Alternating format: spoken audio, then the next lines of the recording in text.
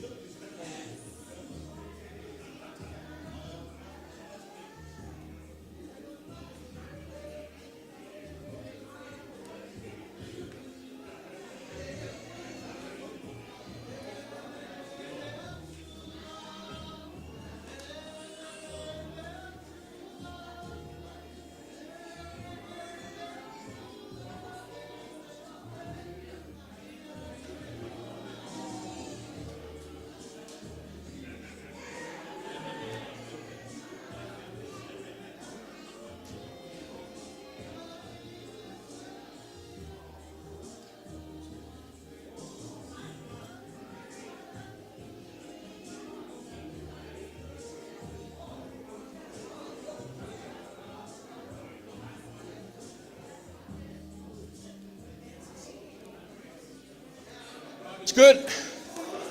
And all the time. And leile tua. Jamie Uma. Hi there, Pastor Russ. Thank you for joining us too as well. But let's worship. Let's worship. O mai se tatu tapua e atu le tuar te male alo male anganga pa iha. O te whaftai le li ia so umalava. E le au nono vi inga ilo ngutu.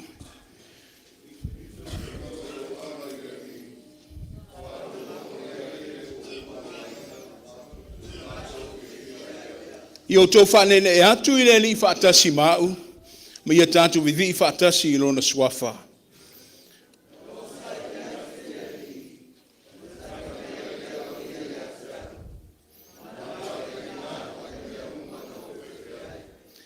I will extol the Lord at all times. His praise will always be on my lips. I sought the Lord, and he answered me. He delivered me from all my fear. Glorify the Lord with me. Let us exalt his name together. Let us pray. God, our deliverer, who has laid the foundation of blessings for the world to have it in its abundance. We stand in our upright positions and shout glory as our souls rejoice, humbly seeking the presence of thy Spirit to take hold of this worship. Align us with your will, so it will be done on earth as it is in heaven. In Jesus our Lord we pray. Le tua pa iae, le whaavai manuia o le ola ai meise le ola atari. Wau whanga poto lau whanau I le whatuatua I le manuia. Ta pena masauni se taulanga e sula ina lo walofa le mawai. A wina mo I mātou lo wanganga pa ia. E ta iala I le nei sauninga ua whai. Mo ongo le anganga. Ia tele le viinga I la ua fio. Ono Yesu Kiriso le li I whaola wa mātou ta talo atu ai. Amene ma amene.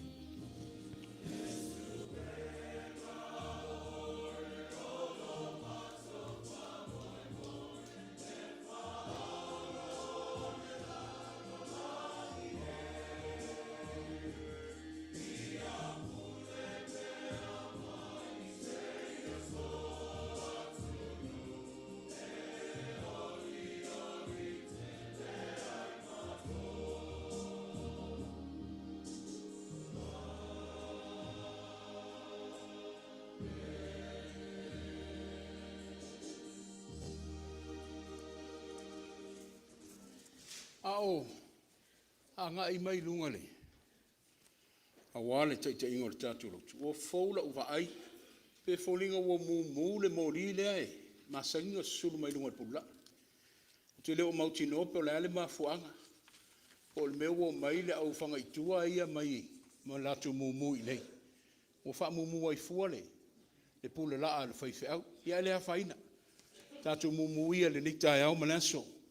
Ai, e au na tātou alanga I le whaafutai. E ka le sia o loa aso na tātou nofu vala. E le I whaingo fielo o tō whaamuli, ia I misei foi le usunga whono mātua pensione ia ma le mātua nofu atu. Ai no ama le mautinoa, o lo tāpo ia le mātua to esea. Longona foi le anganga whaafutai, o le na malanga whaatasi mai maalo ma whanau I o le atunu. Ia e ui lavo se whiawhianga le tu whaatasinga ma le whaamanatuina, o le lātou tausanga o le whaiwasu. Ai o awa noa le au maua. Nei e leo se tau whinga. Au whai pese, ia to mua mai tātou tāpo inga. I se tātou pese mo le tua. O le viinga o saunia, e le tātou o whai pese.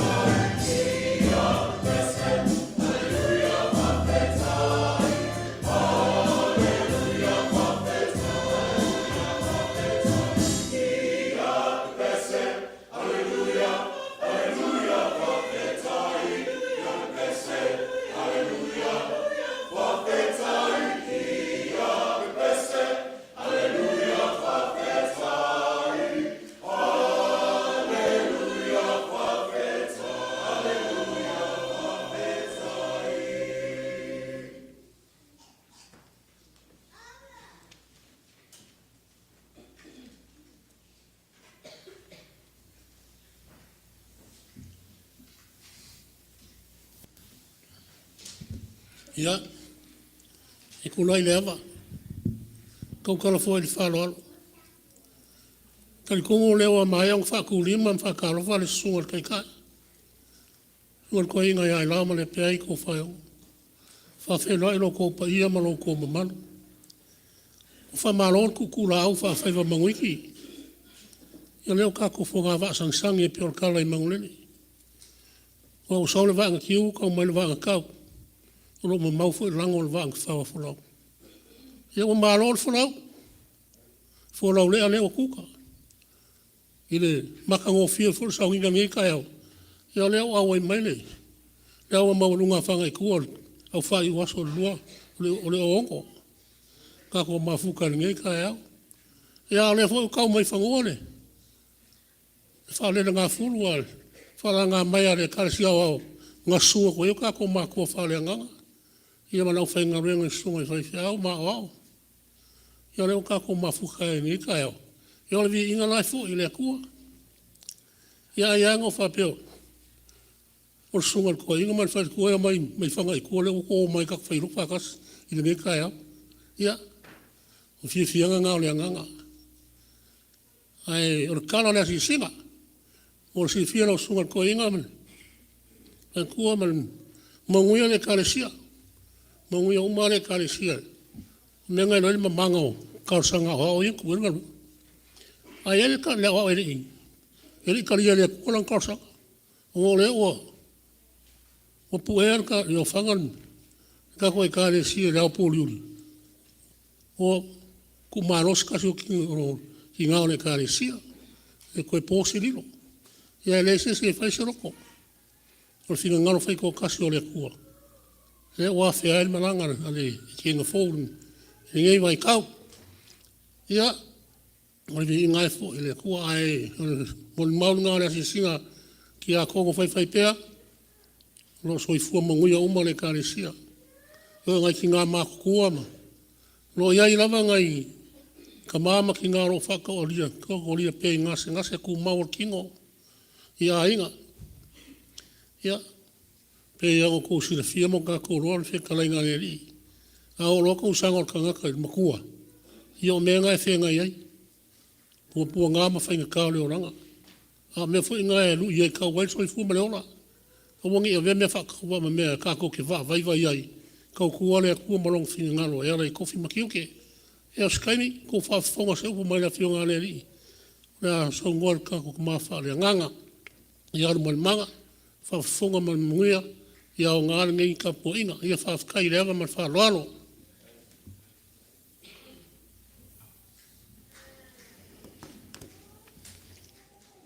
Whawhtai mo ngā luenga i lawa whionga le. Te whono. Vāne au le whionga ti akono tō ina le mtanga luenga. A wā whoile. Whaamataratala ina le soifua malolo ina le kalesia. Wa mau atu lo tumwa i tutusa uma i tātou. Mātou na malanga, au tau na whaamuli. Ia lo tau au ina le alofa tausi o le tua. Ia, o le o mai foi o le whainga malanga. Ia, ono umana whaatonu ina ma whaavai ina e mātua whanau. O whea le mea anga iai. Va aile. Le falsa o le tua. Va ai le malu o le tua ina i suru whai ai. E whaingo fie le tō anga i mai le senga whai waso lua fi maleono. A wā waso wha pēnei le wo whao ai le ngā salonga o le poloka lama pēr nā to whaina. Ia o le wha pēnaina. Le wo o tō mai e utu vai ai. E tō manatu le mea na wha vai ai le soi fuma leo la. Whai tau ina le luas fulu tau sanga. Ia, ma eule alofa tausi o le tua ia te outou. Te leo mauti nopa wa iei nisi i le tau vasenga wa whailangi le wha moe moe. Ai wha aftai le wha asau ina mai pēr le tōtele o le tau vasenga mamalu. O le mātou tatalo. Ia wha o ngā ina pēr le tua lo o tau soifua po whēl me lo o tau papa au ai ma mālo lo ai. Wha mautu ai ma tia ai. O ne ingalo le mālosi le nao lo o tau ina mai le tua. Ia manuia le tau wha moe moe sau statement wha o matu leo sau tala. Ai, join me. Join me. E a i tā ua lo o sao loto le fia fia. Ai talo whai le whanau e whaasino i atala pepa ma mau. I le to e seo le tina, i e le li o le ainga, e o foi le na foi tonu le ekalesia. Ai tātou sa ili se tātou to manga o lo i le tu soifua. Tātou talo. E mutu vale pēlo wanga le leima lo walofa, e te le tu ulafo ia i mātou le tua. Ngāra apostolo e o lava i le maliu ma le oti e le mawhai lava. O na wawaina i mātou ma lo walofa ma lo wanga le lei. I le whangua i mātou le nei tai au. I le mātou ulu fale ma whawhea ngai le tua i lau pa ia ma lau mamalu o lo si o mia ai lau fale tatalo. Langona le mui fuai o mātou loto maanganga. Le wha malo ma le wha aftai. Na o na mātou fuafua. A o lo walofa na te wha tinoina o a mātou fuafuanga. Tama, sila mai le nei tau au fianga. Le mamao le ala, ia na mātou wangai mai ai, folau mai ai, ia mamalanga mai ai. Ai lewa mātou sa ngai ma wheiloa i luma o nuu ai leo tua. Wa mātou patipatia le tua le alofa le whaatua oi o lau wafio. E wilava le tua wa, to e asia i mātou i le malanga le maliu ma le oti. Ai mātou pepese i lau whaavavau. Mātou waso ona oli pēi o mātou loto manganga. Awa o le whaito toa leine ia mātou ulu fale atu.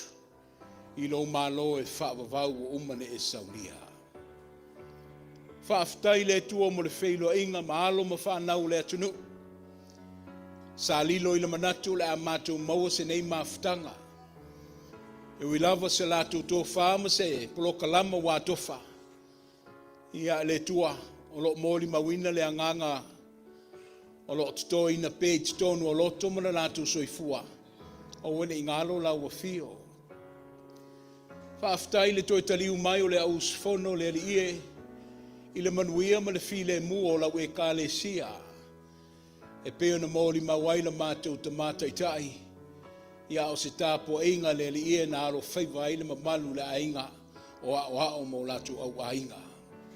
Le mamalu mai o le ekalesia i ona maunga mau le lunga, se ipa ia alo ma whanau, o le mātou vi inga le nā i e lau a fio nei se i o lava i le whaavavau. O le vai aso o mawai, e le i whaingo fie le tua o lava singa na whenga iai. O talanga vai le tua, sa i linga o le malosi ma le malolo ina o mātou tangata. Ai lewa e toto ina i le neita e au le tua i le fatu alofa. O leo wa fua tele mai, le mori mau o la wainga ti akono, o lo malo losi ma malo lo ina sio mātou nu lotu. O lo o, tau muli pea le tua le tua lalo o la wafio.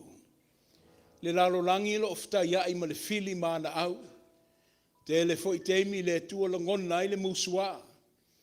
A ole, le anganga alofa o la wafio e ale i lo wanganga pa ia. O lewa ia ile nei tae au malo na wha moe moe.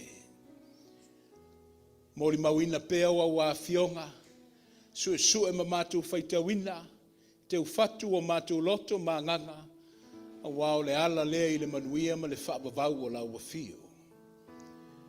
Au le tawalunga o le anganga vivi ima le wha maloa e le tu o le nei au fia i lau wa fio, ono o lau wha uritanga. O le mangu i le tōtasi o lau alo pele, au e sila alofa mai le tōtele ma le lasi o le lalo langi. Le ngatene ia mātou maua le ola. A ia mātou maua le ola e whaavavau. O lene e sauni ai lau whaulatanga le tua.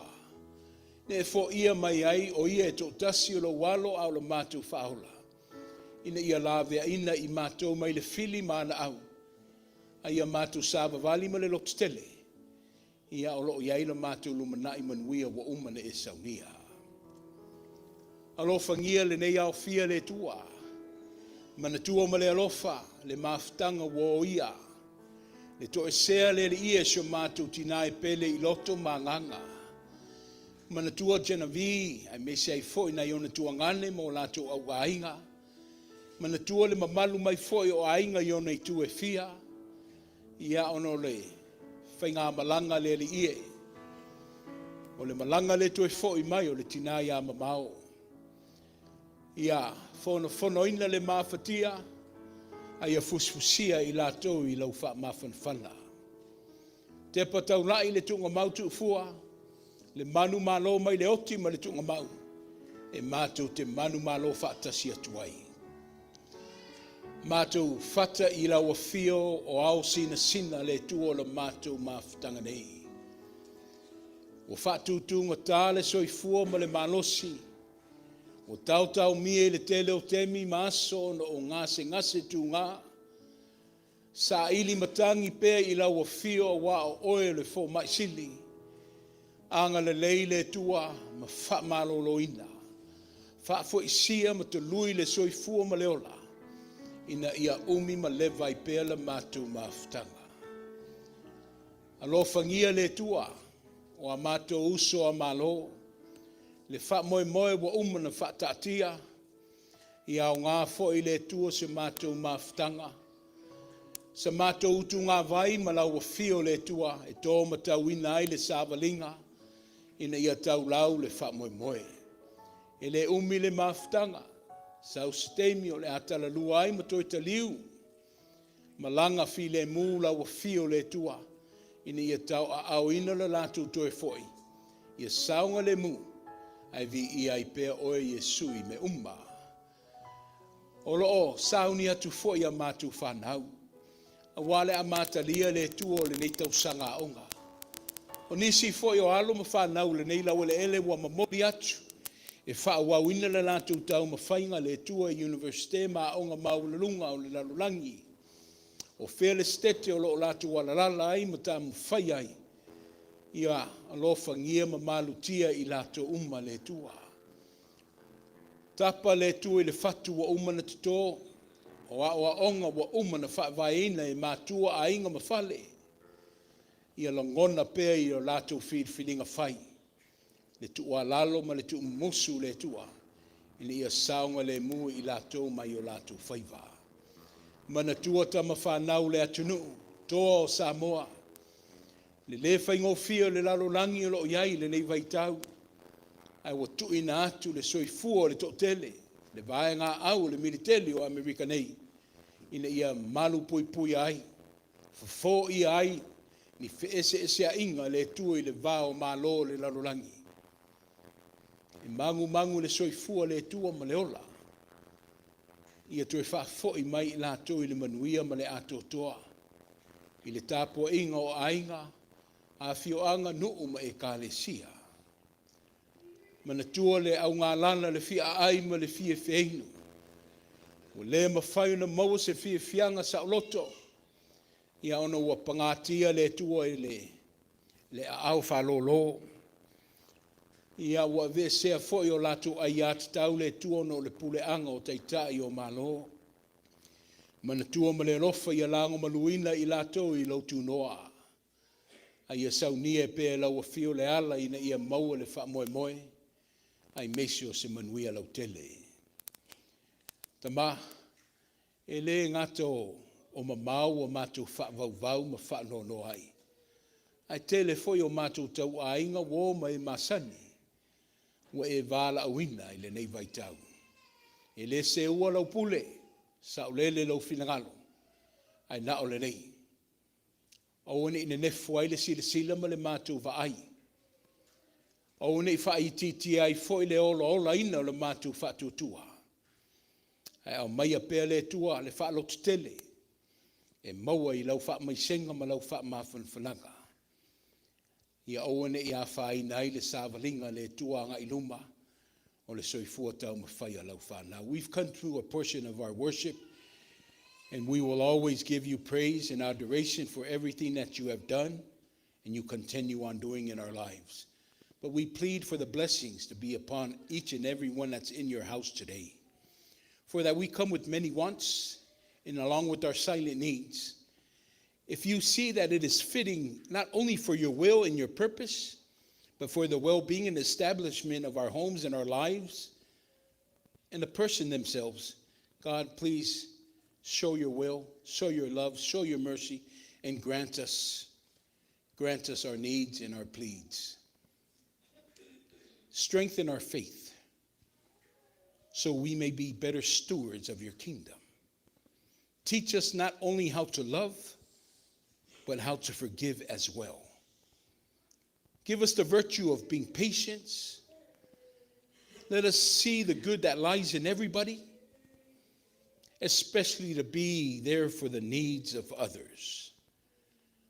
Let us not pass judgment on one another, but let us view them in the lens of you, O God, which is love. O le mātou toi manao, o a mātou sema aleu, ia whaamangaloina I mātou. Ia mamangalo I mātou, I le lau ailea, sau stemi o le a mātou tāpā, talia ma whaaftaia. Ai, a vea ia le maliu ti ngā o le mātou ri I whaola. O Iesu ke wiso, I le ia whaile ma vai mangalo I le nei tai au. Ono o ia lava I tō tasi, o mātou ole ma vala o tuai le anganga o wha maulalo. Le tua whaaftai. Amene.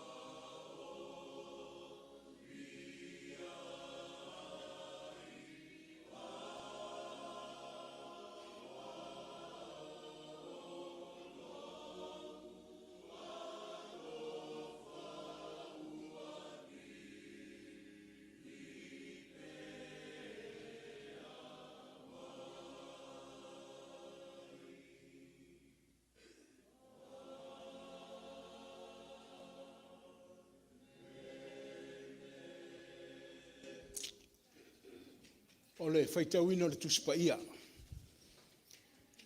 O le tātou tusfitfilia, maua mai le whainga tuai. Ia o le a whaasoa tuai le mawhtanga tamati a kona ma le whanau tama stemi o momua. O le tusi o le o whaasino ala mai ai, le tusi o le au tamwhai. Ia o le maua mai le Hosea sifuru martasi. Hosea le mtaupu sifuru martasi o le a tātou whaitau. Whelaflafa ai mai le whaipu momua se o atu le sifuru ma le Liua. Our Old Testament passage is the book of Hosea, chapter 11, 1 to 12. We will read from our Samoan Bible. E le leile whaafonga mai le whionga paia o le tātou tua. O le alofo le tua ia Israelu. O na pō na tamaititi ai Israelu na ualofa atu ia te ia, na uvala awina fo I lo watali ina I kupito.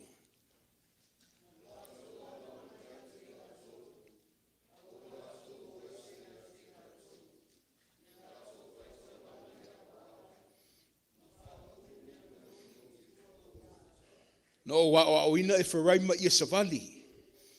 O loo, tau taitai a te I lātou I o lātou lima. A o le iloa I lātou na whamalolo ina o I lātou.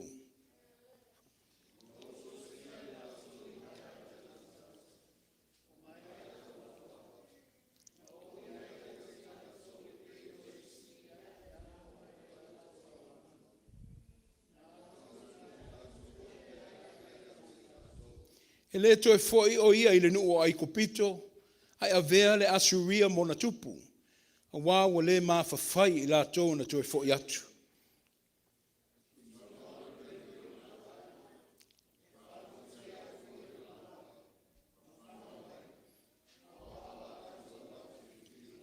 Ua nau lo nuu e le liu ese ia te au. Lātou te wala au iai e o mai I le sirisiri ese.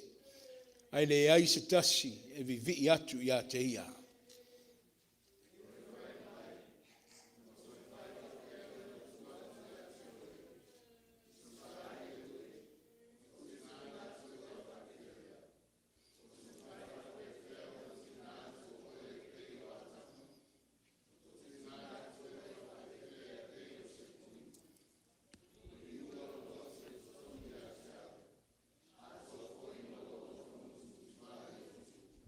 O te le wha o lo uita tele.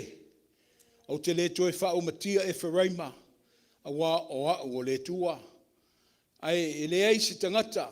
O le pa ia o lo i te tonu ia te oe. O te le alu atu maleita.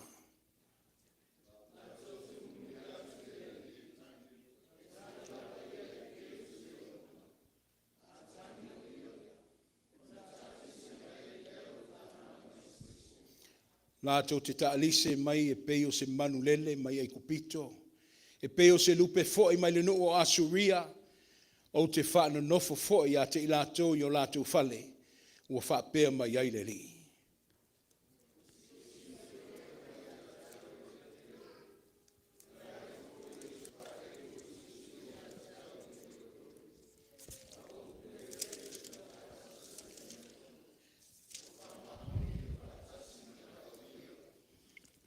Ole, tusi whai te waso. E pēr na tai ala ina i pēr i tātou, le tusi whai te waso le kālesia. Lo tātou tū mau pēr i Mataio le nei vai aso. E pēr na iei le nā vai aso ma vai. A ole se fulmar fitu lana mata aupu. Ole ato e tātou whai tau mai ai. Mataio se fulmar fitu ale whai upumomua. Ia se i atu le se fulmar tonu. Tātou whai tau, ia e pēr na masani ai. Ua mawai atu aso e ono ai lea o Yesu, Peteru, Iakopo, Ioane, lona uso. Ua ia avae a te ilatou i le maunga mawalunga, ua nao i latou lava.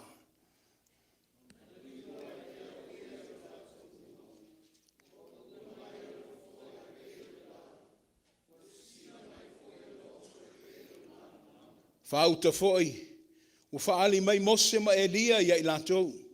Ua latou whetau talatala i maia.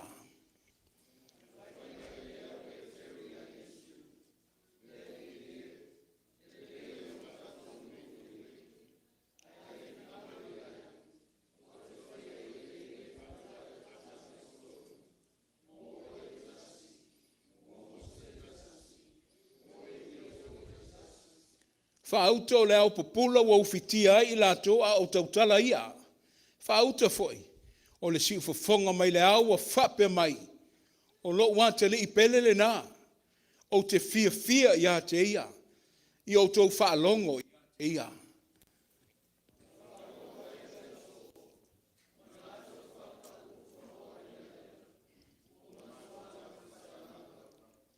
Ana mani watu ai lea o Yesu wa pai atu ia te ilatou wa whape atu. I nā tutu ia o tau. Au a fo i tau te mātatau.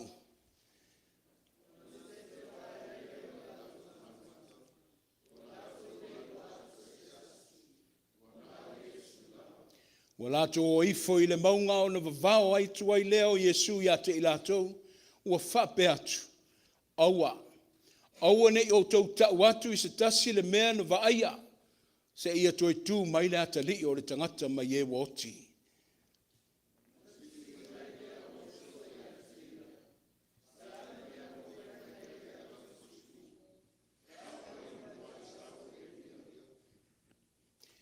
O na tali atu ai leo Yesu ia te ilatou. E moa i sau lava e Elia, ma toi fuatai me uma.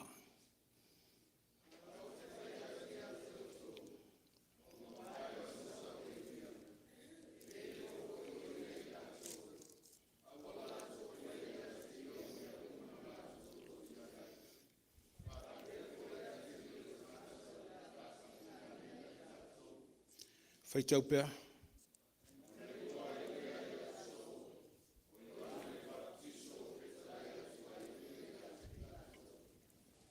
The transfiguration. It said after 6 days, Jesus took with him Peter, James, and John, the brother of James, and led them up to a high mountain by themselves.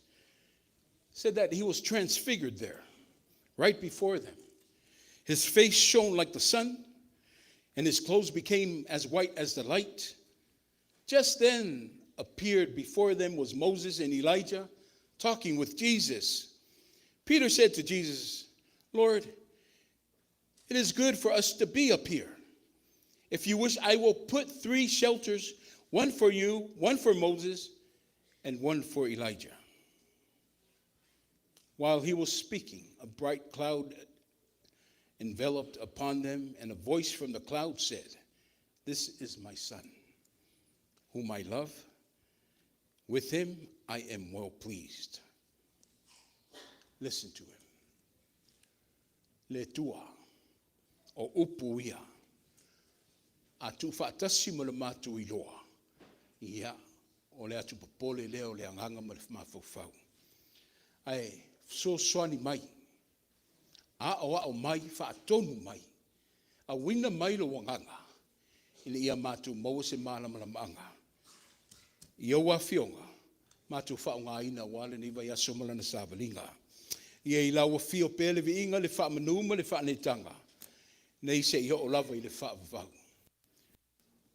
o le masani o le nei e kale sia e matu va alua ia ma le fa moe le autam fai o le ale tele stala ai le wo o le fa salonga i le maftanga te ma le mamalu a fionga ti akono ia ma fana utama ia latou te ia le vaenga o le tatu sauninga le te oto atu le avanoa le leile sauni mai le maftang te mati akono mo le whanau ia awa le mau o le whaafawina o le autam whai.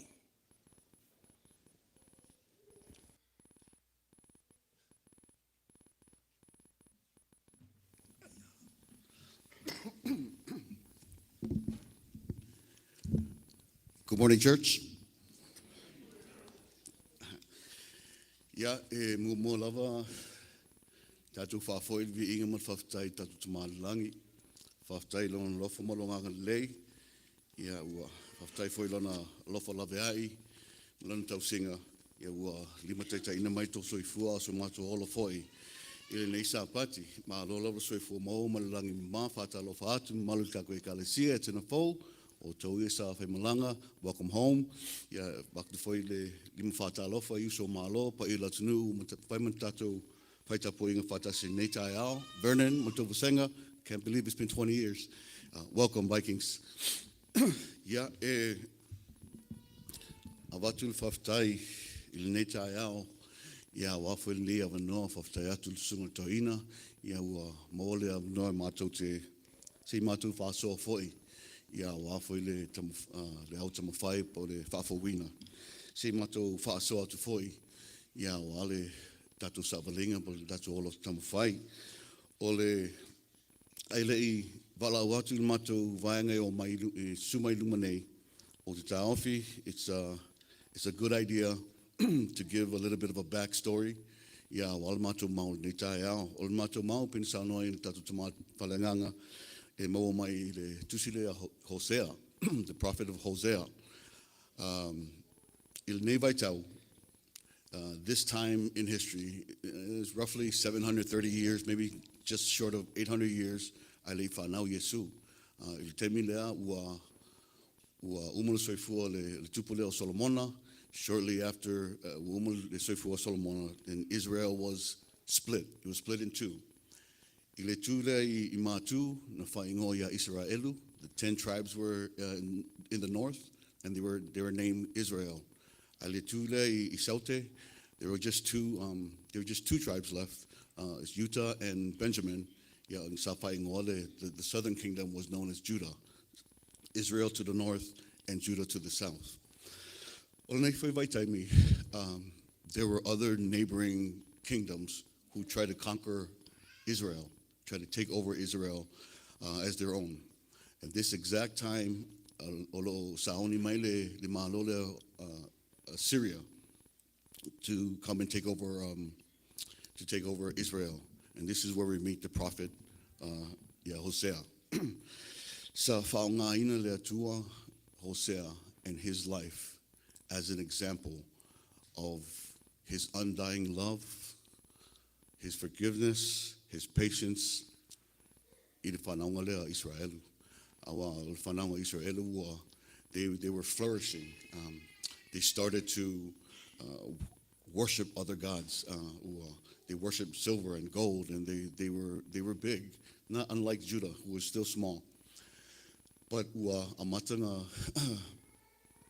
tele lang sala le sustai foi le whanaunga lea Israelu, and this is where we meet Hosea. Na fetalai mai la le atua ia Hosea.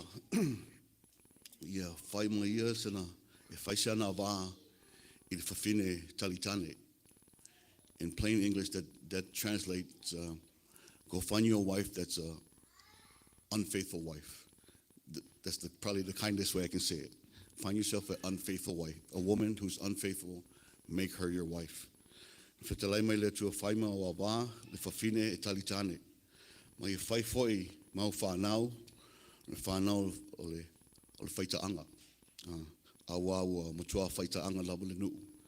Basically, have kids with her, even though 1 or 2 of them, he wasn't even sure if they were his kids. But find yourself an unfaithful wife and marry her. And God's going to use your life and this example of how he can forgive and how he still loves his people of Israel. The first child, sa whanau le tama o le sa whaingoa, ngā whitalai mai le atua, e whaingoa le tama ia Israelu or Jezreel. Loosely translated, it's a warning. It's a warning that judgment is coming for you guys. Judgment is coming for you guys are going to be scattered. Again, the Syrian army was coming to take over Israel. Ona toi tō foi le whawhine, o le teine, toi whetalai mai le atua, whai ngō le teine, ia Loriama. Translated, it means no mercy. So you have 2 kids now. One is named after vengeance or judgment is coming for you.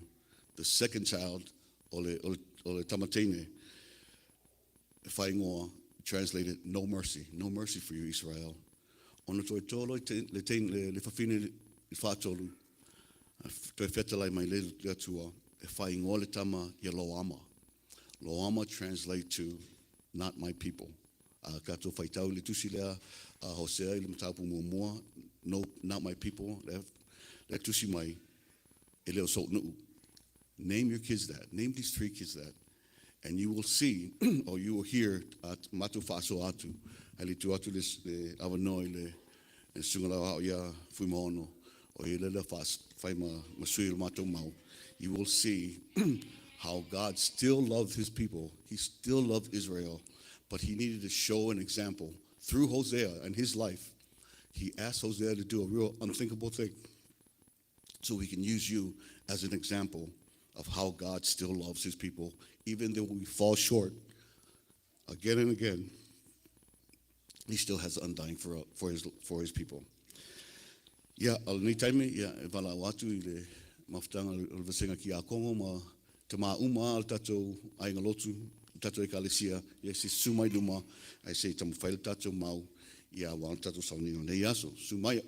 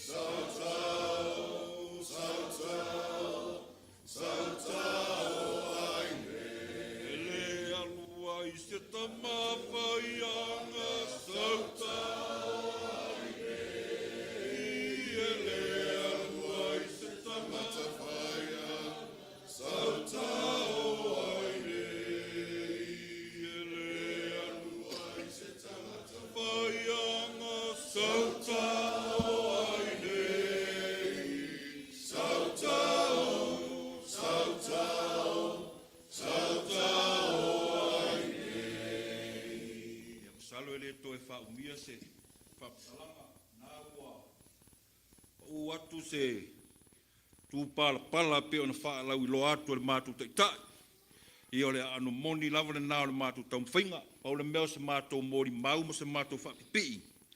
Ia uare tā ua o le nei tai au. Ia mana ia mātou pespesenga e, wha mautu o le mātou mau pe ona wha pula atu e tai. A o le autu le nao le vaitau le nei le tuse lau taumwhai, whea ngai mana kampania. A ta mā, ia, e mua ona mātou, whaaftaia le atua no na lofa ia i mātou tamā, e ulawa on tamā whaale tōnunga, whea ngai pēr. Ia e ele mātou pese, mātou te whaaftaia le atua e lo na lofa, mo lo na ngalelei. E le lofa o Yesu, amo, kalu i tane.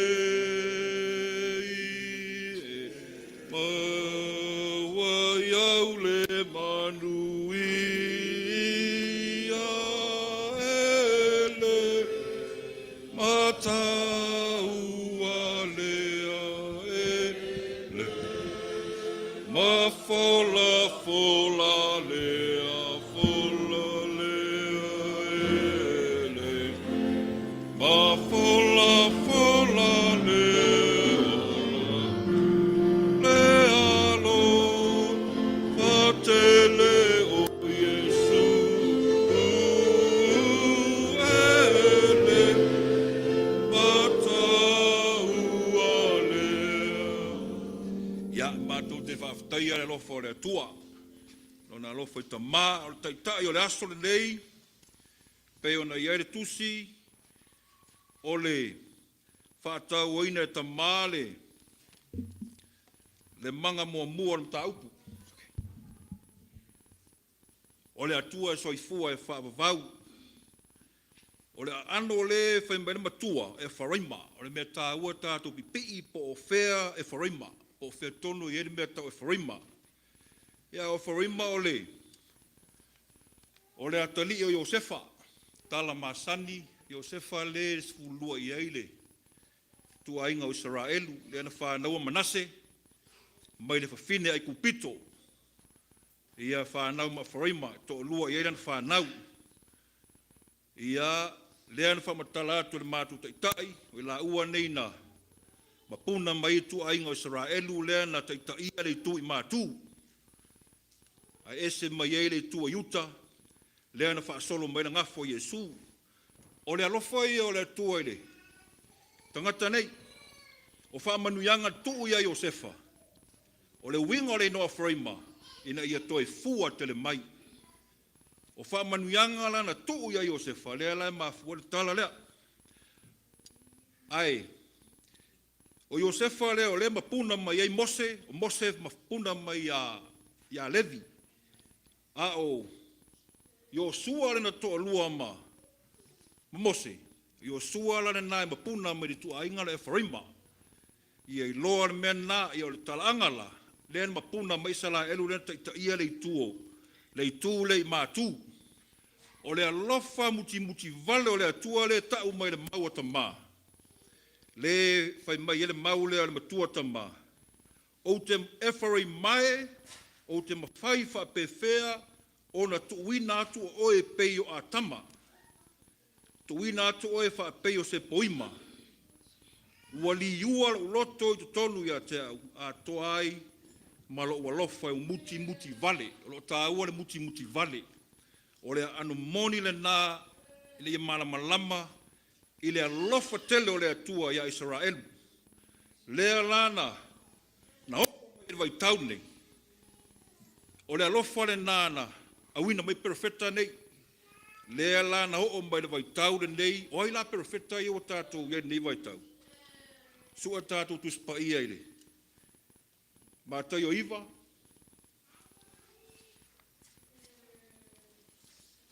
Mataio iwa, todos fu lima e o todos fu marvanu. Mataio iwa o maua, todos fu lima o todos fu varu. A maua faitau.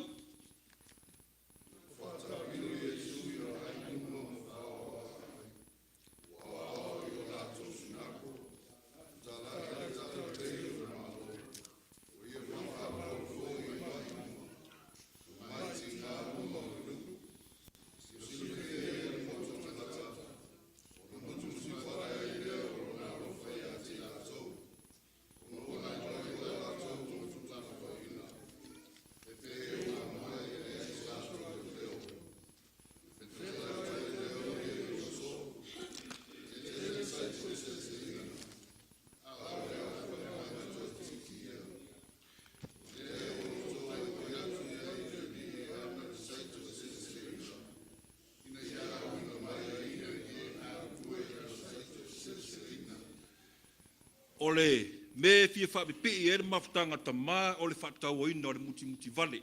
Ina nei umi se mātou tau mwhainga. O le muti vale liu tino le alofa le o le atua. Le ala wa siasi mai ma miri tino mai tātou. Le ala e wha ali e elo na alofa muti vale. Ina wa alu na wha malolonga mai vava ai atu. Le moto tangata. Muti vale e leo na alofa. O le ale mea le muti vale. O le muti vale. O le utang o le tuu au vai tonu le. Se vai o le si uso. Po le si tangata. O na e loa le leia lea o le mea tonu le ta o le muti vale. O le alofa le na o le atua.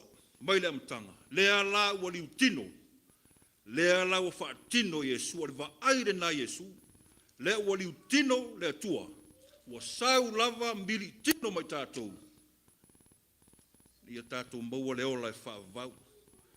Manatu le a whaangata mai e tau whainga tamā, na ua whaifoisi. Tau mi umire nei aso na vela fwoi whala. Ia as tau whainga vai na tamā, mātou te. Tau mwhai atua ia wāsa mātou piama wāla au tau mwhai o nei aso. Pese, luarua lima. A so le vasa o le olane au a whaia ina i le whawai vai.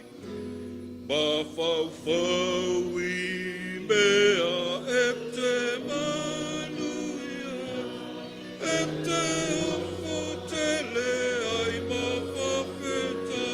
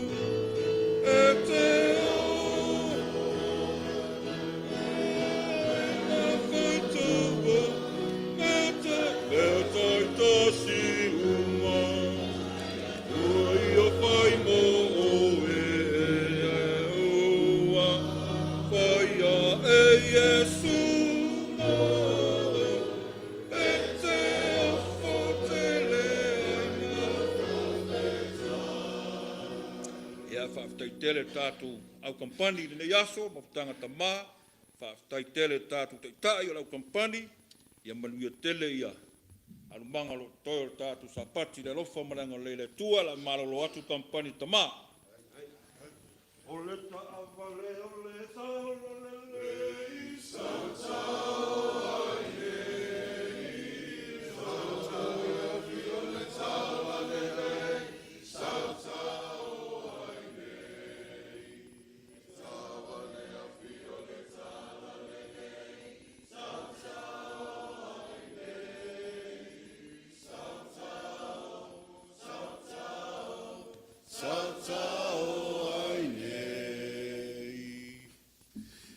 Ia, o se tamu whainga vai le na al mātou vaenga, le mawhutanga te māma, tau lea, whapea foi le vasenga ti a kono, a tonu mau foi se ao ngā nei asa, o se, po se lui tau foi mo tatu e kalisia, ia, wala tatu sabalinga nei vai tau, the takeaway, even when you fall short, even through your not being faithful to God, e tu mau pea le alofa malanga leile atua ilana whanau.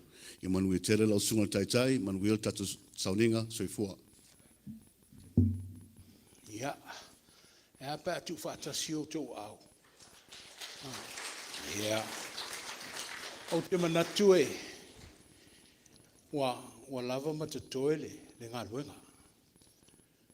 Pea na alo atu iai le mawhitanga te mā, ti a kono me whanau.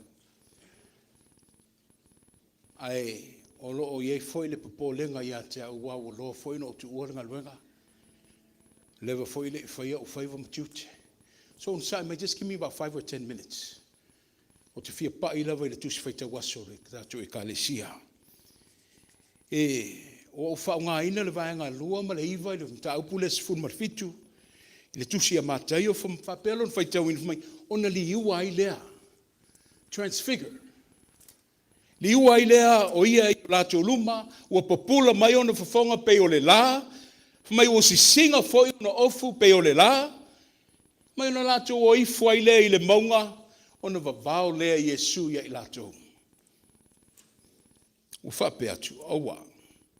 Aua ne i o watu e, ta watu se tasi, le mea na o tō whaai ai. Se i toi tū mai le atali o tangata mai e woti. There he was transfigured before them, his face shone like the sun, his clothes became as white as light. As they were coming down from the mountain, Jesus instructed them not to tell anyone what you have seen, until the Son of Man has been raised from the dead.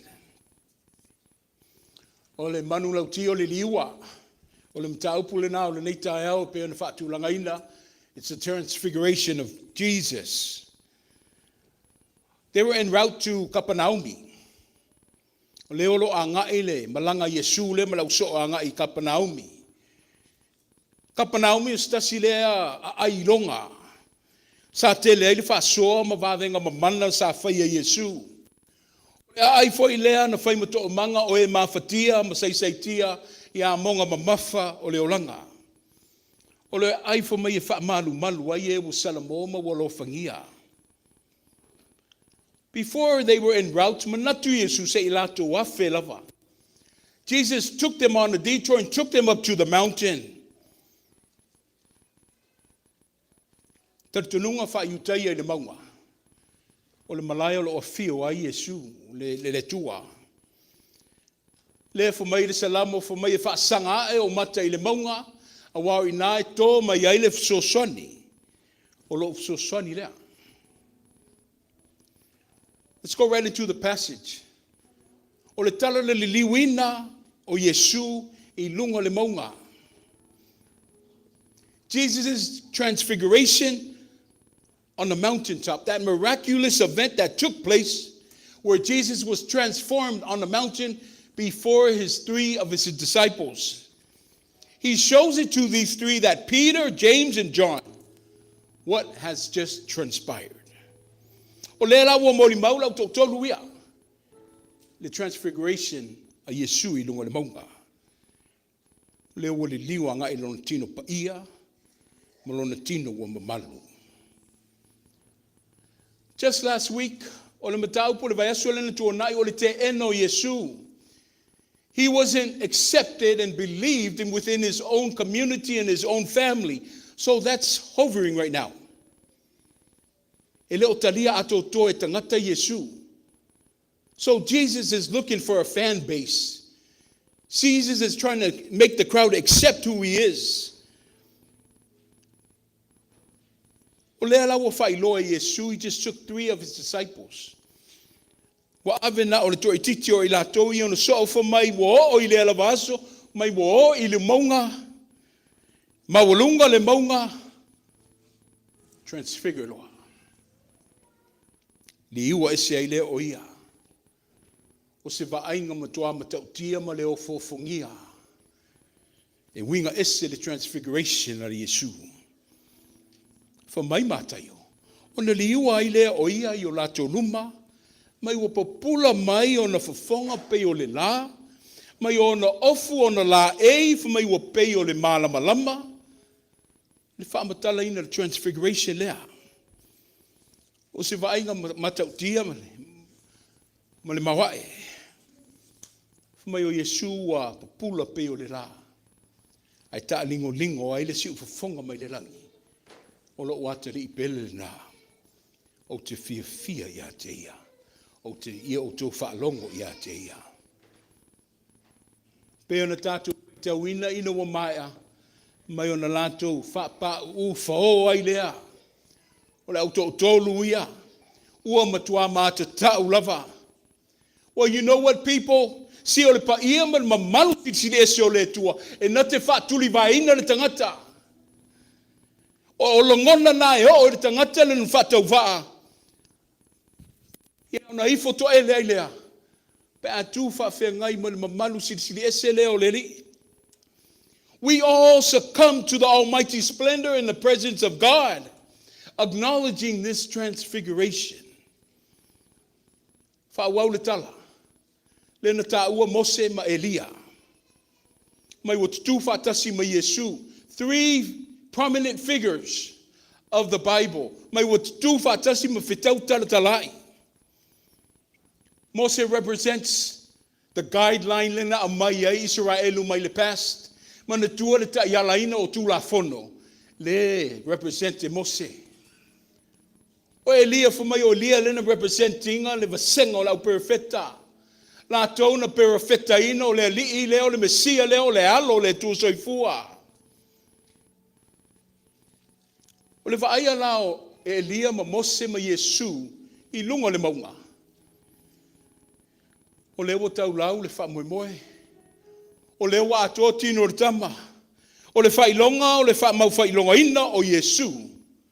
He was the chosen and the one that they were all waiting for. Whawau le tala. Mai ele transfiguration. Mai ele vaainga lea, o le tonu lea. I think I to tonu le au perfect, o le au disciples, le au so. Mai o le langona foi le na moa nei fifine na asia le tunga mau. O atu mafuli le maa. Pa wale mena o I o latu langona fia o e talai. Let it go.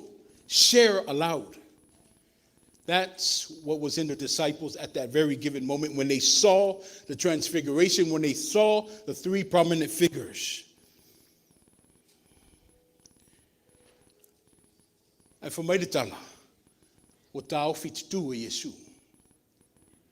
O vavao e Yesu I latou.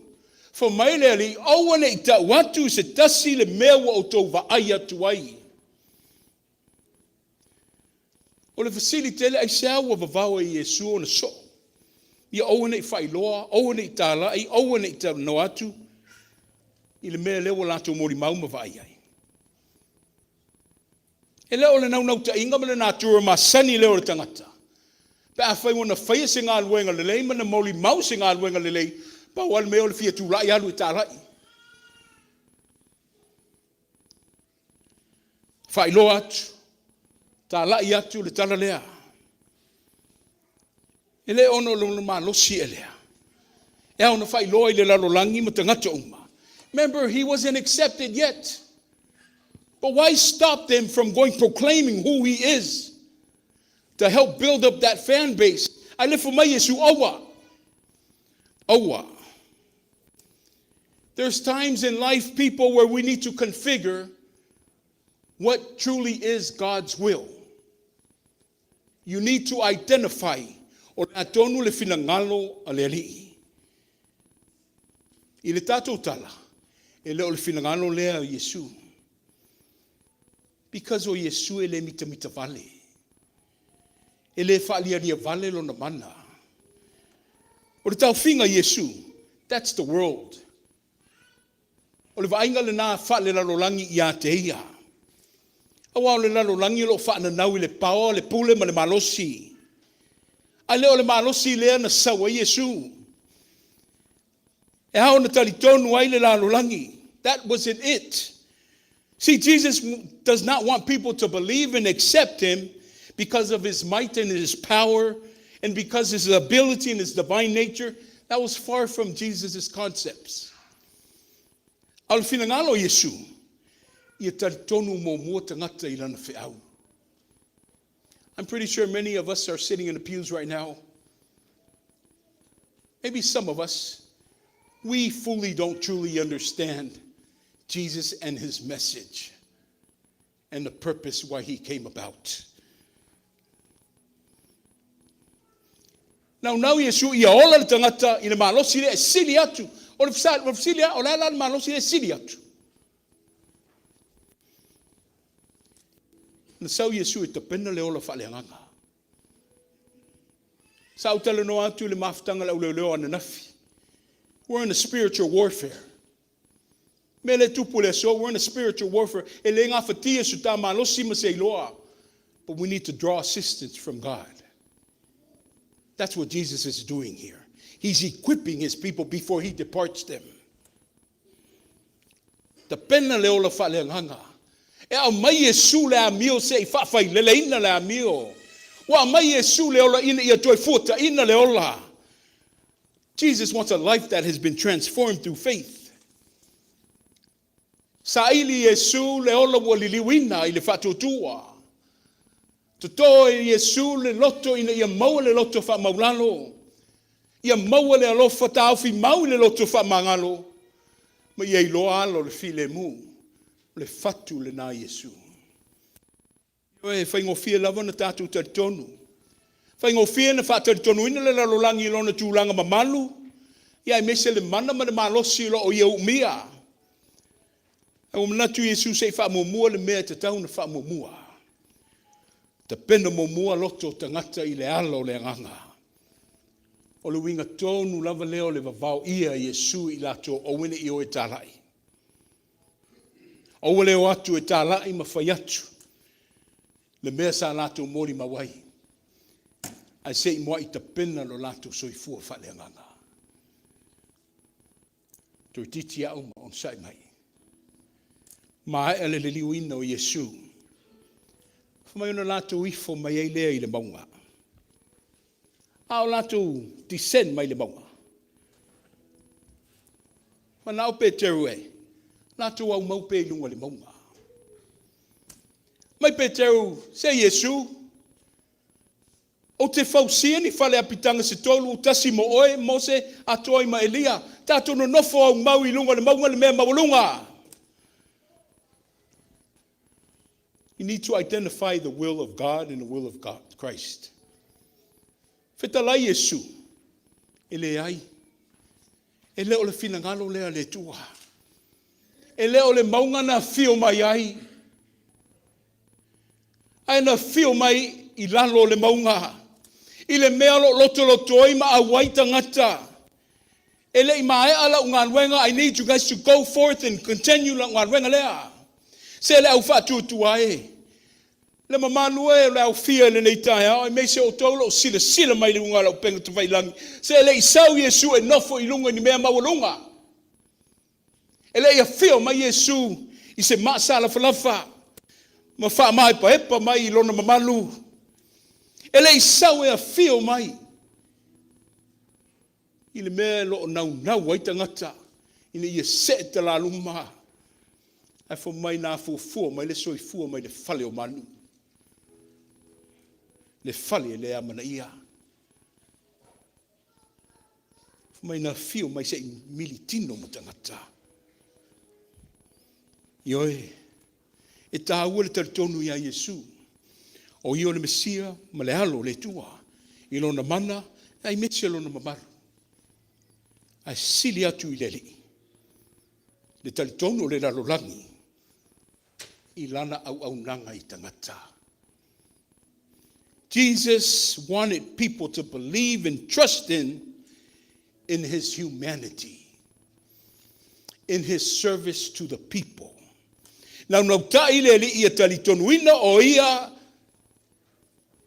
ilona iai whaatasi matangata. Ilona militino whaatasi mai lato. O le winga leo le liutino tangata. Ale tua pena for mai ai Ioane, the word becoming flesh, the incarnation of God, just so he can be with us. He came into our existence to transform the world and make it a better place to live. Le aufiai, e au na tātou whaafutai. E au na tātou patipatia, le tua malosi lea, le tua mawa e ma le sili ese. A o le tua foi, o le wa tu ui fo I lalo lona mamalu, ina ia fesotai o e mau. O le liu e ina o Iesu I lunga le maunga. O le wha mauninga lea o lona tūlanga o I o le alo le tua. Se vainga matautia se tue wha tepa I le tangata o e mau mai tato umma. Just look at that glimpse of Jesus' divine power and his nature. But he didn't want us to know that side of him. But rather, finangalo Yesu, ia tātou I loa le Yesu au auna, the serving Messiah. Le Mesia au auna, le Mesia tautua, le Mesia e ngā lue mafsotuani ma milutino whaatasi matangata. O Yesu e le isau e nofo pe wha mai paepa. Aina sau se ia tia e lau soifua ta pena la uola ina ia matua le taola whaleanganga. O la e se fe au taua mo oe mau I le nei tae au. Ia e whaatonu fulau a wale sāwalinga o le nei vaiasu a matalia. O le soifuanga lo tau soifua ma o wolai. O se o langa ma le lalolangi e fina utele. E tino uma tangata ni ia maua le mesili ma le mata mumua. A tonu le mafuanga foi lea o le feesesea ai ma malofu tawai. O wawole o Iese o la fiato ilalo. No umanatu ai lea. Fa umato utala. Le feau lea Iesu e au ngā mo tātou umalawa. O ia o maia se tue wha te patasi ai lau sila ma lau wa ai. I lona soifua, o lona o langa, how he lived, his lifestyle, for maya, o lalo. Lalo lava, lalo le maunga, lalo lava I maua I malo. Leo le wha maulunga ma le wha sausili. Ale loto ia wha maularohina. Ma ia wha tumulia I le lofa. Le wha au wha manatu lea mo I tāua. My friends, my beloved community, see humility and love is more powerful than anything that the world has to provide for us.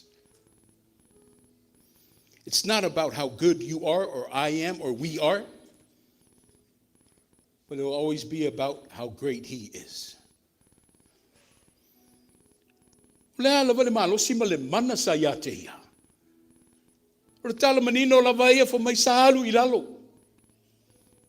put him up there, but he came down himself.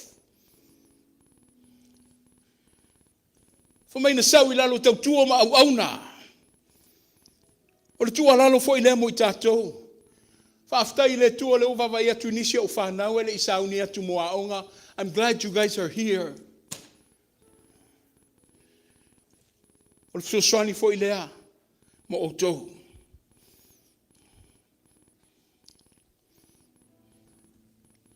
Whao ngā tatau le malosi sole.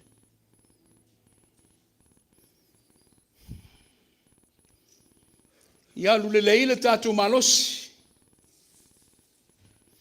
Hawa foi tātou te le malolosi pea. E ei teimi e mamulu atu ai le malosi. Au le whautuanga mo o tau lau whanau. Ia whai atu le tā malosi. O Iese tā sau. Ia mamulu ma mau mali atu le tā malosi.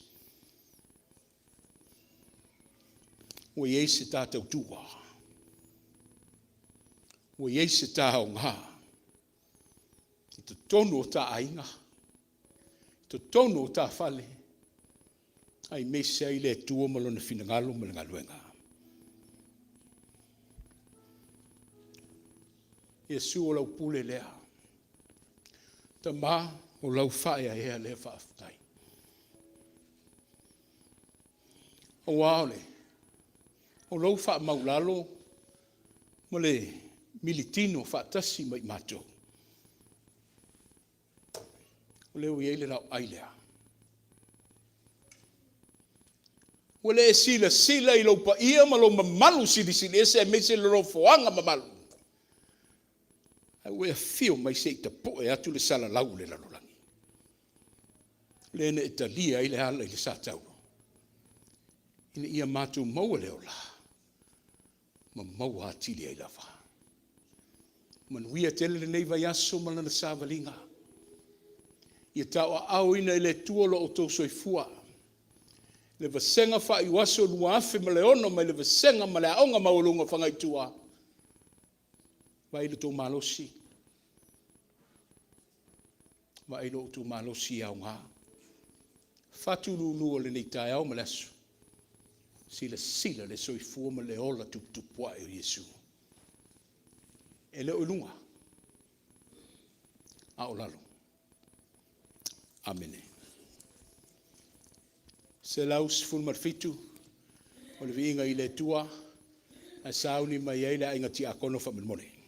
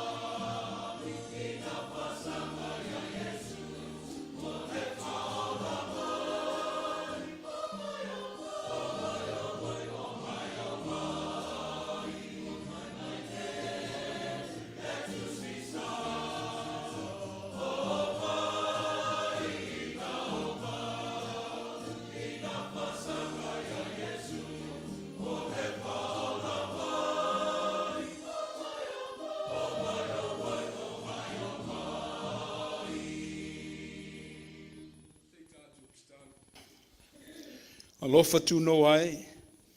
Alofa tu no ai. Ni walo mai au fonga alofa, le whaasifo atu o lau whanau.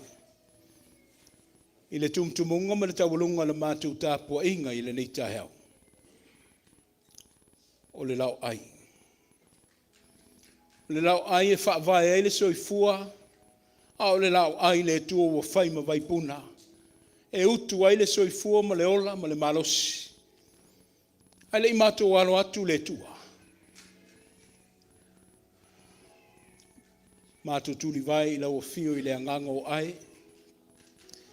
Sa ili atu se whaafau le tua i le tātou vātu na nofu. A wau le upumoni lava le tala whea ngai i mātou ma le nei whaaloalo. Ai ono o lau fio e tumu i le alofa, ma le alofa i mutu mutu vale. E le ngata i le whaamamaina ma le whaamangaloina. Ai e ta pena nganga ma whina ngalo ma loto. Ini alanga tatau ai mātou, ma le nei whaaloalo o te oto i malahe.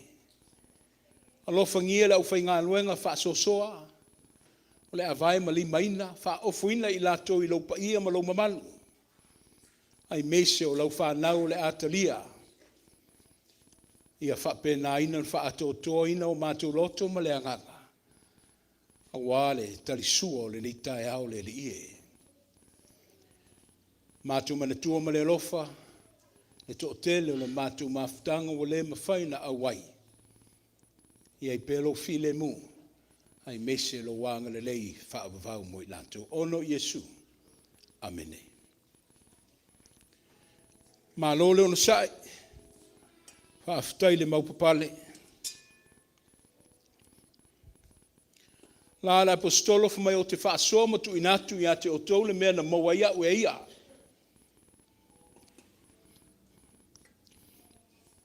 Le olo le tangata o toi fuata ina. Lo sa ili sto manga, ia i meise ai foi se atuanga.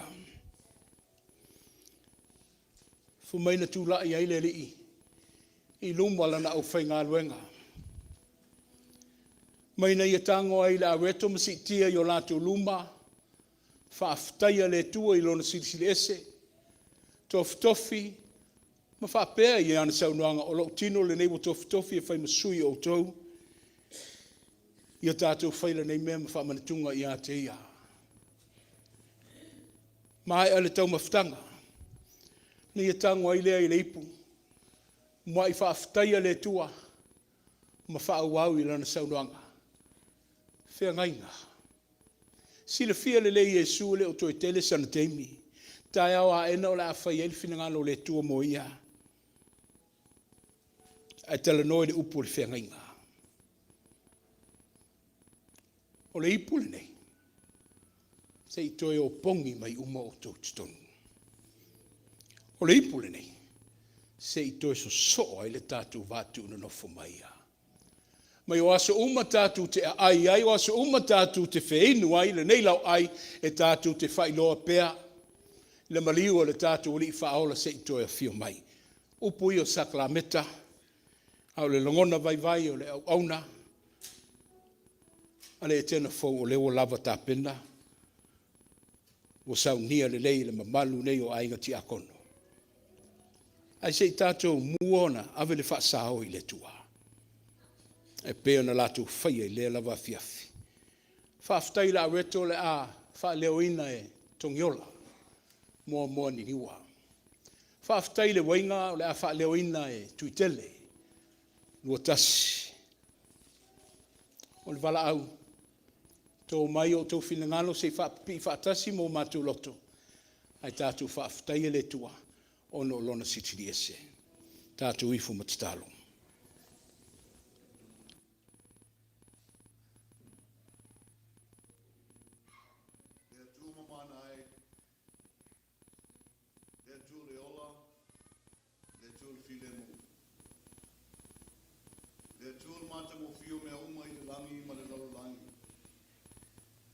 Tue wha tuma wina ai, fuafuanga uma leola, sa o loto ai mea uma i while mu whawhitai.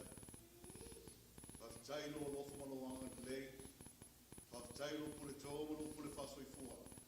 Mato ia mai ni tai au fo i manuia, ma losi whafo wina mai lau whio. tai mo me lo fa tele fa mo mi ana we foi mo ma to fa na tele te ma ai ngai me ma to ai no fe no ai o mo ne ai ko fa salamo e ai lo se me ma to ti vai al ma to fa tai sili ono walo pede o Yesu ena e a wina mai i lalangi nei ona tino sa tui fa fa sa tawino ono ma to fa na o sa tai mo la reto fa tu so tino Yesu ma tu vai nei sacramento pa ia o fa man tuma foi e fa manatu ma toi fa manatu e au lava nei nada e ma to le fio mai lo walo pede ona ola ona beauty nga ma to mo ai nei fa o ta ma to talo de tu ai pa ta se no talo di tana tele dia e la tu ia Yesu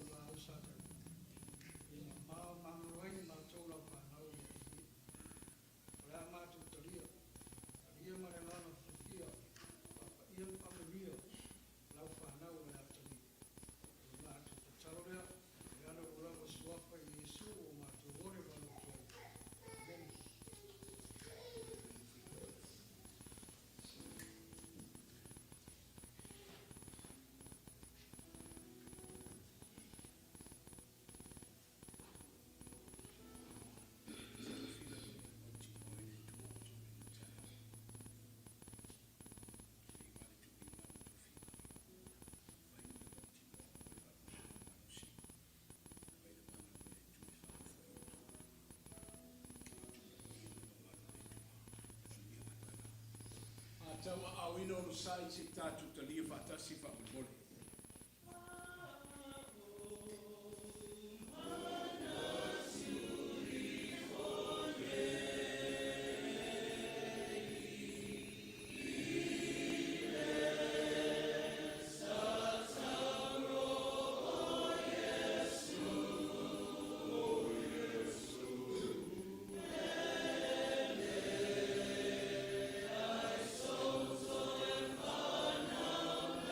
Oh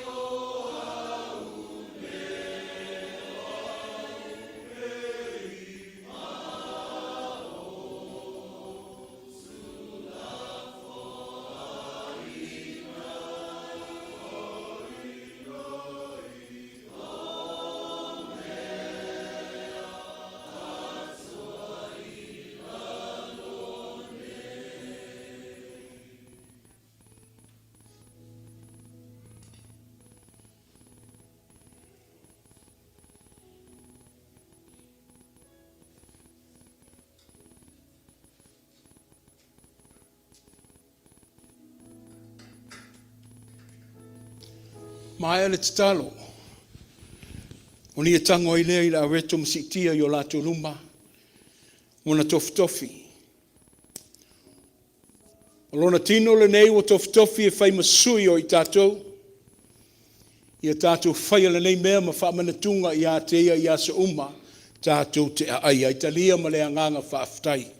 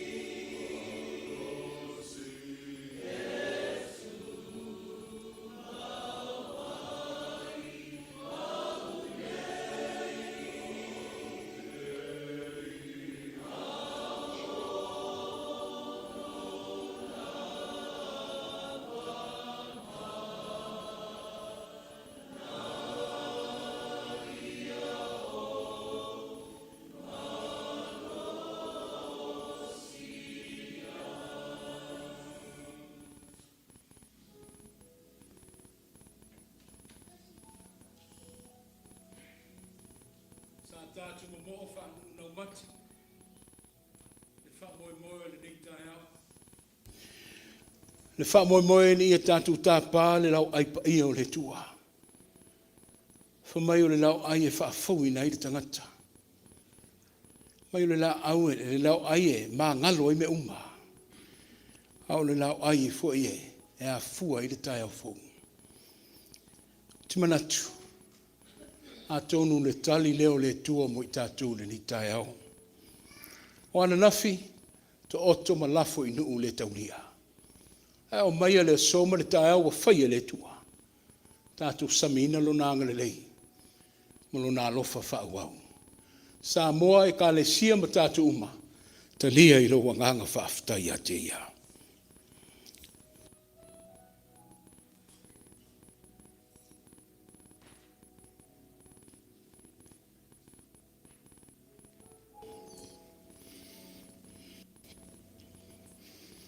O e wha ofuina I mātou I lau mamalu. O soa I o mātou ua le alofa wha avavau o lau fio. Wha silinga malosi le tua leo o ta pena mae ai lo wanga le rei. Au maia le ie. Ia whai lea maupenga e mātou te wha wawina le ngā luenga. Wha aftaita māmo le tō whala inga. E ui lava le iei se sala o lo walo. Au e fo ia le tua. We tau a awina. Ina ia whai matongi ola I le laurolangi ma I mātou uma.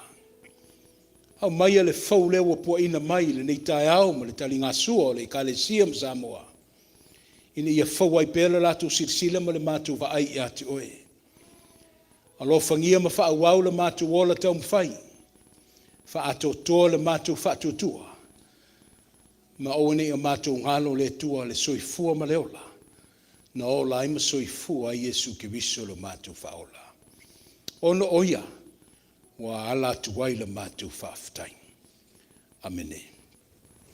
Kulai mai.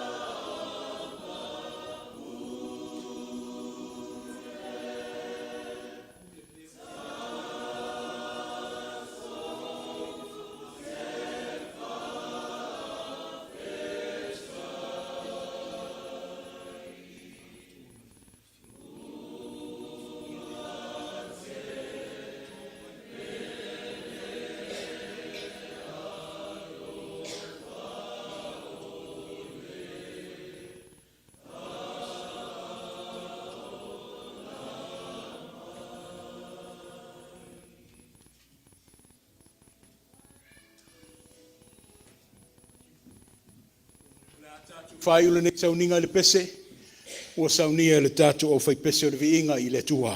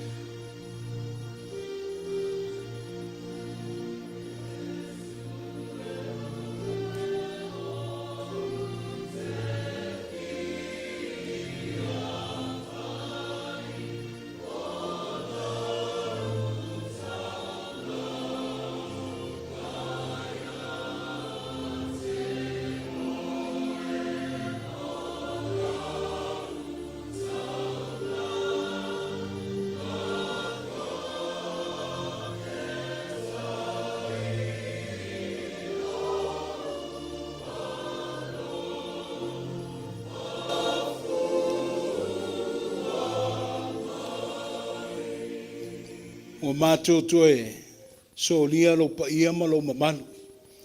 Ono o le anganga fia whaitaulanga. O mātou mamoli atu ai ma le anganga whaaloalo ma le awa e te tauai. Mo onga le anganga le tua ia whaitauina.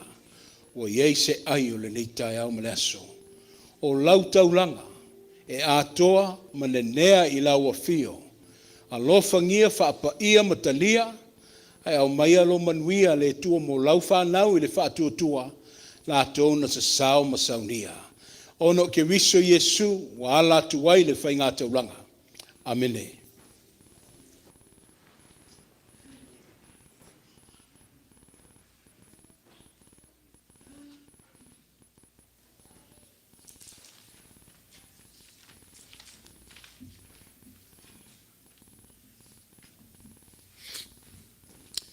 Oa, kua nge vanga I fi ngoka e o liva le nganga.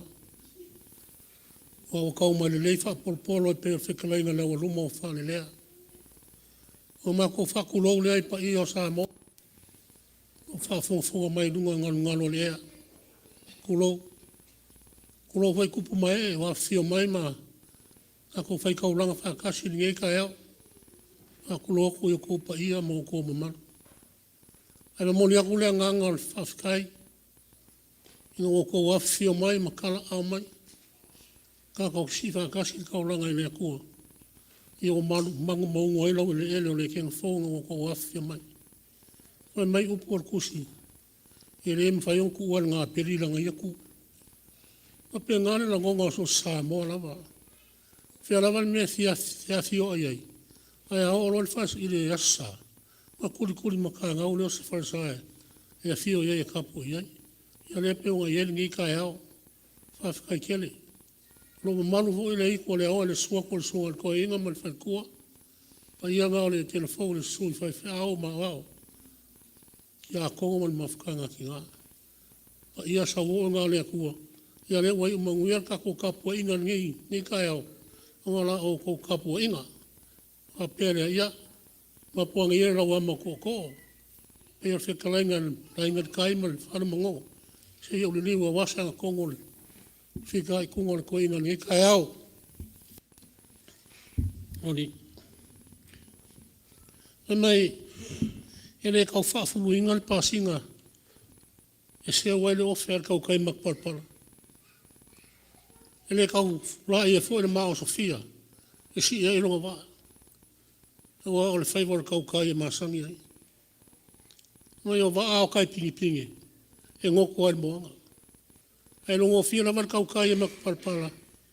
E ngā lua e kūlong saa. Fa maro le forfora ni kai au. Lau I alea sisi. Lau ofeng whakiri. E leo kako alea ni kai au.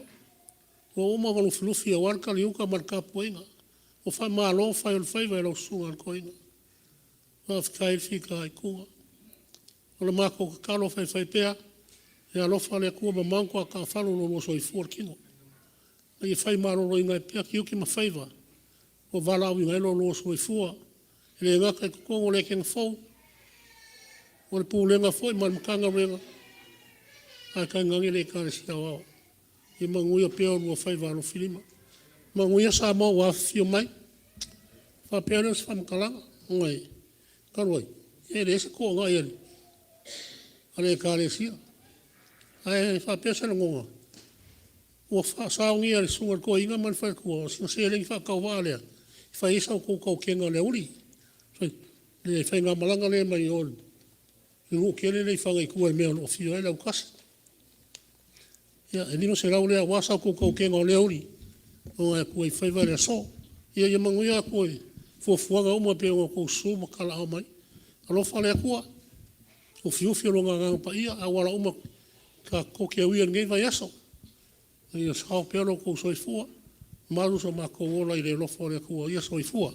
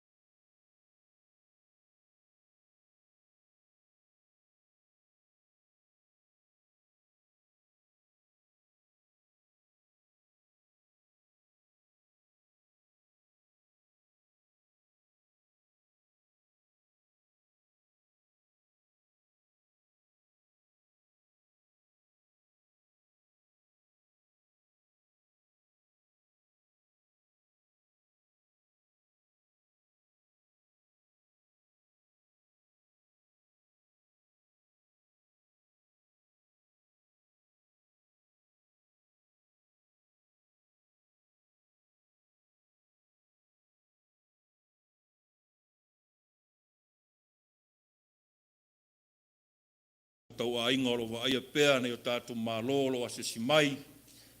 Ia mo le hanga le lei a wātau singa o ngā luenga wa whenga iei ma. To ina ia mo se foi o sene ma la flafonga. Fa aftai tele le hanga le lei. Lofa le atua fa manuia tele la o tau fuai. Lo whaia pea lea sa ma lea sa. Ia mo se foi na tātou tau a inga lo mai moa mai runga o penga. Whailangi fa aftai le hanga le lei. Ia mo se o la flafonga a wale tātou ngā luenga vi ia le tua. Ole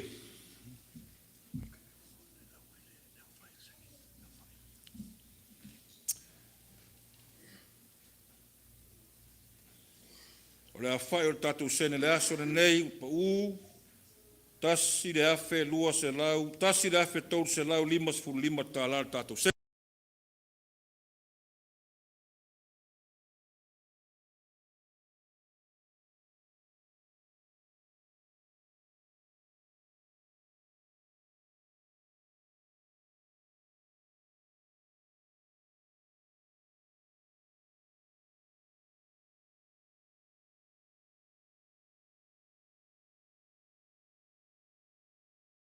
Ngolo fo a wala mai maua tātou mafutanga matango fie tātou wheloai ia mwhaatina ore tātou fontanga o rumanai nao sa rumanai mo nei masina ia pau ia nai forfolanga wa ifolau ka alena na nau atu whaatu mo nei masina ia ua ia whetunga inga fo io tātou fuafuanga nei masina mo nei vaitau ia se tala le nā, ia manuia tele tātou unu lotu, manuia nei o tātou usoa malo, manuia fuafuanga le nei vai tau, le haonga mai whangaitua, ia manuia tātou tomato ina mana inga, ia marolo atu le lofo le tua whaaftai tele.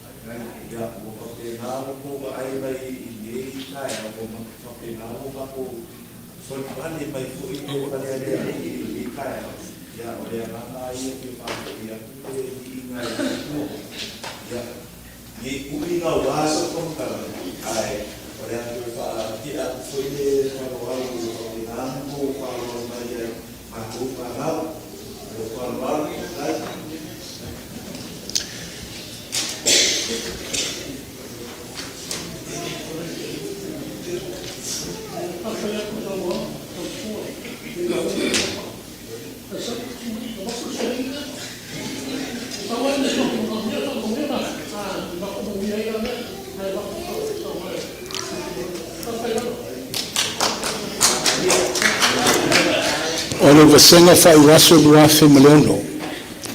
A tau tala au mai nei, o tau matua ia, o tau ainga ia. O le tatu popole, pa wal meo le anganga le whaaftai, le wa tatu fai tapo inga. A oma le lotu, no mai le po se ate wha mau nia i o tau matua, o le na tau le lotu mai. Ano tau ta ape ai lea ma e manuia fufuanga. A mai ale nei lau se tau mwhai atu se tala, ia wa foi le tua foi le ngā ronga mo umana wha leo I whele le nganga whaaftai mua lawa I le tua a wa ia tō tasi lewa tō matawhisanga I ai le tātou mawhitanga ai wa whai le tua message sini wa le ngato I tātou ai lewa a mai mo tō walo mo tātou whanau e tātou patipatia le alofa malaanga le leo le tua le nei fwoi vai tau. Ma lo ngā lurue whaafutai tele o uso i au au, lau sunga pio fwoi maono whape fwoi sau vau, ma lo le lango ina o le tātou ngā ruenga, ai meso le tausia le leo le pulera. Ia, tainane fwoi le tātou tomata i teifono, whaafutai le whaafoe, whaafutai le tāpuai, leo to te liu mai whanua, ma tua pensione, ia, o lo sau aso le nei vai aso, to e whau malanga maiti a kono to i tai, ma le tinafa, pe fwoi le sunga i la wau, ia, o na atoa i leo le tātou mawhutanga. Ai le nei lava tai au ma le vai tau, ia vatu le wha malo ma le whaafutai malo ngā lulue, malo le on sai, whaafutai ti a kono, ia wale ngā luenga wha au waupea, le teo ina ma le wha mātungo fiena le lao le tua e iei le manuia, le tua lo iei le tamau ainga, ia o le tua la valena te pule whaasoa. Watu fwoi le whaafutai le tātou au whaipese, ma lo ngā lulue, e le o whainga o fia le nei vai tau, ua pāui ua whaifoi sini a whainga tā fwoi lau whaipese, ia ai lea lava lo o whaauau ina pēr ngā luenga ma lor te pese ma le ofisa, ia wha māna rosi, umana utalo no atu ananafi, o le tātou tala leile lo luma, e le whainga o fie, e lua nisi o tātou au lotu o whaupopo mai le tātou pulenga, ia o le ala lea, na watu ai se whātaurusanga, tā pena mamau, le ngata o lau whaipese a toa i fōi ma o tau lau telefou, a wai whaia le tātou mawhitanga lau telefou, i e le wha moe moe le pulenga le masina fōu. O le a watu se a toanga se tātou tala, na ua uti le teimi, le tua i fōi whaiva le awauli ngā luenga nei tina, se i aulia ia le nasa pati o mamua, i au na watu ai leo se o tonga le whonutanga le kālesia, na ngona le anganga fia ma le anganga whaafutai, o leo tu mai le foe, le fionga le te teifono, waane au le sunga le toa ina fo mai. Ia aolo na alo lelo o ia i tutonu le whainga malanga le nei tae o le sunga ia le atulangi wha le vau. Ia leo se le no foa le te teifono. Ia o le sui te teifono le kālesia wau. Ia o le fionga le ti akono toa ina. Ia fruen. Ia o ia leo tu lai mai le tofi o le sui te teifono. O lo tu mau pēr le tofi o le whailau tusi le sunga ia na whatali, ia whale ali i whapēr foi le te oloa le sunga ia rei tongiola, ia o le laulau fono le nao le kālesia, le luafe luono anga i le luafe lua sifun malvalu, mo lo o tau si le fia. E to e watu nisi o tō tonga le vai aso o momua. Le asa o momua le ato e mataile a onga sa, si le sila ane le tātou purutini la se lua whai le tātou zoom. Tau sisi mai le tātou zoom wha malmole la inga whai aonga. Ia, a tonu le a e fo le tātou aonga sa, ma whai ai ma le tātou lau ngā tongi. Ia mai le suenga le tau sanga le tea. E le lei le mau popo mai, ma tau mwhai mai le ofisa Victoria ma Matia. Ta pena mai le lua ofisa le ro malanga le tātou teitai. Ia e fo i mai le aso tae au. Ai sauni mai la onga sa wala tātou zoom. Whaaftai tele le kālesia, whaaftai tele le mamalu le aufia, whaaftai foi o uso a malo, ono le tae au ma le taulanga. Leo wa whaalongo i lona menino, le tele o whatu ainga, tele foi o fuafuanga tau i ate o tau. Ai wale mawhai na tau fia lo o tau wanganga fohai. Le taulanga masani, a wale tau singa o le ngā ruenga. O leo o toi pale e ma ua i le nei tai au, i le tele o le nei ta mau ainga o tau saunia ma fo ia. O le matitalo, alofa ngia i le tua. Alofa ngia i le tua lo o tau soifua tau tua. Ia pei o la au et tō i tafetafeani ia o le vaitafe. Ia whapena na tupu o la le tafe mai o le sosia ma le ta mau ainga o le tua. Ia awane i ta ulu o na lau. Ai lao la ola matupu ta lau lau. O le matitalo le namo le mamalu le kālesia. Le anga le leile ngato le soa o aso whaipea le tātou mawhitanga. Ma no tausi whaife au. Whaaftai le anga le leile ma ainga. Ia mūla o tau taulanga. Whaaftai foi le taulanga sene. A toa i foi ma le taulanga. E peona o tau saunia ma le lafoina le neita e au. Ia amaia. Ia tina. Whaauaula o tō ngā luenga, mausi na mālolonga teisi, ai o mai eisa o whanau, mai la onga maulunga whangaitua, E le leile po e whaatasi se tātou ata mai latou, I ana latou o atu ai lea reunion. Capture it. Because you guys will never have another 20-year reunion. See, every day is a blessing. O le tatalo a tonu wa ngalo to wa fea le nei a ai. A tonu wa yeise a ngā o to mātua ia. I la o to wha moe moe. A o le mātou tatalo. I sanga wha manuia. I sanga wha manuia le tua mo lo o to vasenga wha iwaso le luafi ma leono. I le ngato lona wha manuia. A ia wha o ngā ina o to. Auni o to tau ma mau ma ngā ruenga. O fea le whale tāpua i o lo tō pūna nauma tau tuai, whaia ma le wha mauni. Whaaftai tele le atali i lea. Whaaftai tele la wale atali i lea. Ia wale whafonga ina, ma le anganga fo i peona o tō whaahilo. Peona o talano atu. A tō wo mai, le ei o tō ta māma o tō tina ia. Au wale papole, o le mātou whaiva le la. O le tausia, o tama whanau whingaso loa i o le atunu. Ia manuia. Ia sanga manuia fuafuanga. Manuia fuafuanga. Ma ia malu pui pui up, stay hydrated. Ese ala vivela Samoa, ese ala vivela I Vegas. O le fiu la vale o tō le vivela I Vegas, pe whaia sina malosi o le la. Ia leia whai pe o tō mawhitangi te tōnu o whale. E malu le leia ai. Ia isi mea mana umia, longo mai. Longo mai le mātu nofu atu. Ia manuia fuafuanga te tōi le sapati. Ai meise o lava singa le nei vai aso wa amatelia. Ai ola malolo ina pea I maua la o tō mea whainganuenga. I le alofa ma le anga le leo le tua. O le atatu whai u le tatalo. Tama, ia I tū mau pea I lau fio le viinga. Le wha manu ma le wha neitanga. Ai, o le amatu whaia se malolonga. Wha au fuafuanga whaia le tangata. Ai meise ai foi le mātou vātu nonofo ma lau fio. I le tāpua inga o le mawhitanga tina. Mātou wala au ma le anganga whaaloalo I atu mauma I mātou nei. A tō ma lau whanau ume le larolangi. Le manuia ma le while mua o le tu o le mātou tama. Le alofa wha maoni o ke riso Yesu le ali I maleola. A o le mawhitanga whai pēr ma lau lava anganga pa ia. Nei se I o le wha vavau lava. Amene.